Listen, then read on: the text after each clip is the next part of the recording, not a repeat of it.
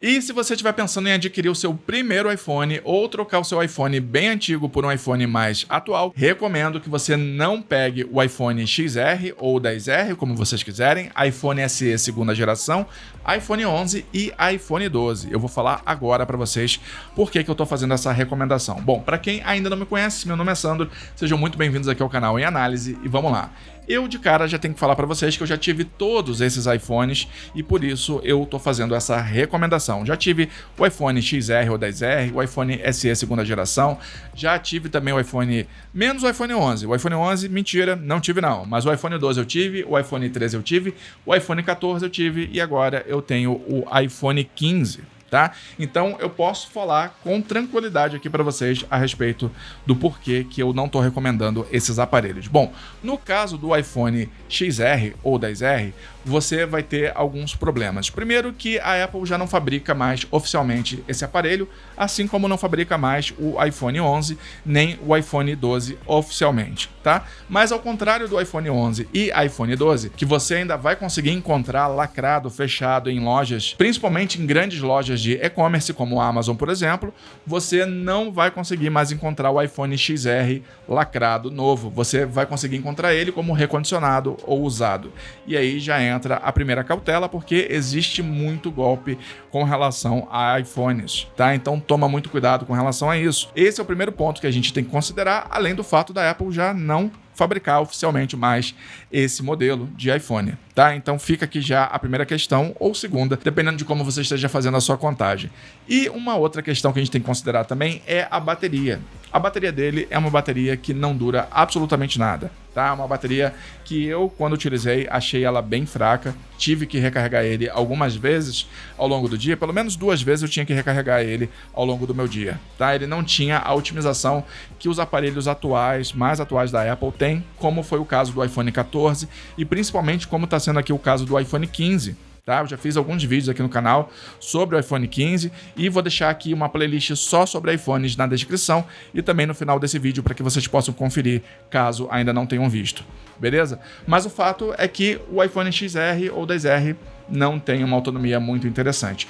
Assim como acontece também com o iPhone SE segunda geração. Você não vai ter uma boa autonomia de bateria. Na verdade, é a pior autonomia de bateria que eu já tive no aparelho até hoje. Talvez a bateria do iPhone SE só não seja pior do que a bateria do Samsung Galaxy 10e que eu já tive também, tá? Não sei, os dois ficam ali, ó, batendo uma queda de braço forte para saber quem que te entregava a pior autonomia de bateria. Sinceramente, não vale a pena você entrar no iPhone SE segunda geração, justamente por conta da autonomia de bateria e por conta do visual dele que já está ultrapassado para os dias atualmente. Tá? Então acho que você vai ter essa estranheza aí se você pegar esse aparelho e principalmente se você gosta de ter uma boa autonomia de bateria, foge dele, porque ele com certeza não vai te entregar essa boa autonomia, tá? Agora, continuando a falar sobre o iPhone 11. O iPhone 11 eu não tive, mas é um produto também que já está defasado, um produto que já não é mais fabricado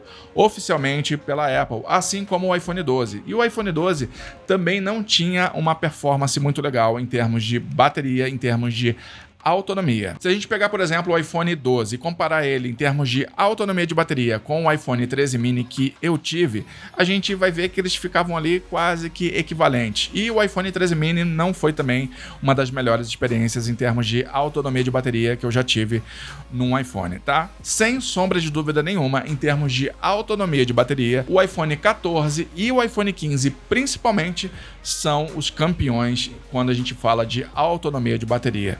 Tá? Então, recomendo até que vocês vejam esse vídeo que eu falei para vocês sobre as minhas impressões aqui depois de 3 semanas com o iPhone 15 em termos de autonomia de bateria, tá? Realmente ele tem me surpreendido nesse aspecto. Mas o iPhone 12 ele não entra nessa questão. E assim como o iPhone 11, iPhone XR ou iPhone 10R, ele também não é mais fabricado oficialmente pela Apple. Então eu acho que você tem que descartar completamente esses iPhones aí do seu jogo, tá? Das suas opções. Se você quer pegar o seu primeiro iPhone ou se você está pensando em trocar o seu iPhone mais antigo por um iPhone mais recente, sugiro que você dê uma olhada do iPhone 13 em diante, principalmente a partir do iPhone 14, tá?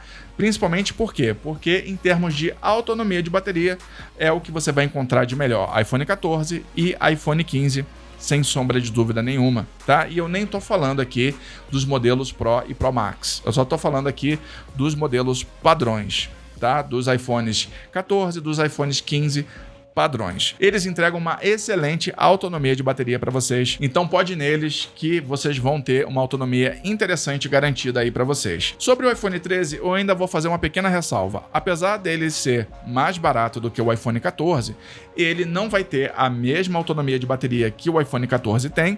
E um outro detalhe, muitas das vezes a diferença de preço entre o iPhone 13 e o iPhone 14 é mínima. Então às vezes você precisa observar esse detalhe porque a diferença de preço é tão baixa entre o iPhone 13 e o 14 que vale muito mais a pena você ir no iPhone 14. Na minha opinião, atualmente na data desse vídeo, o iPhone que mais vale a pena de ser adquirido considerando o custo-benefício, em termos gerais. Muita gente acha que não se pode usar custo-benefício junto com a palavra iPhone. Eu discordo disso, porque custo-benefício não significa aparelho barato, significa aparelho que entrega um bom desempenho para o que ele custa, tá? É o custo versus o benefício. Então, não necessariamente são produtos que tenham que ser baratos para poder atender a esse critério. Tá? Então, custo-benefício é isso. É o que o aparelho entrega versus o quanto ele custa. E dentro dos iPhones, eu considero atualmente, na data desse vídeo, o iPhone 14 o melhor custo-benefício.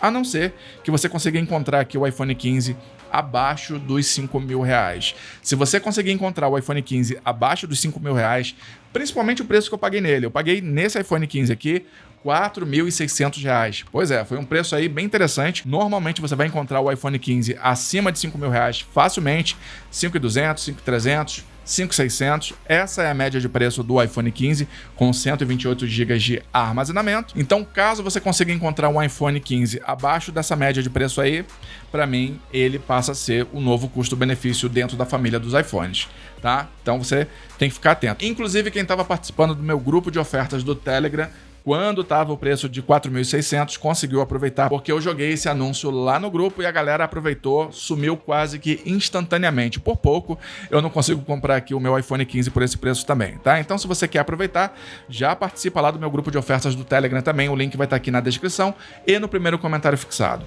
Bom, então fica aqui a minha sugestão, tá? Isso aqui é só uma sugestão.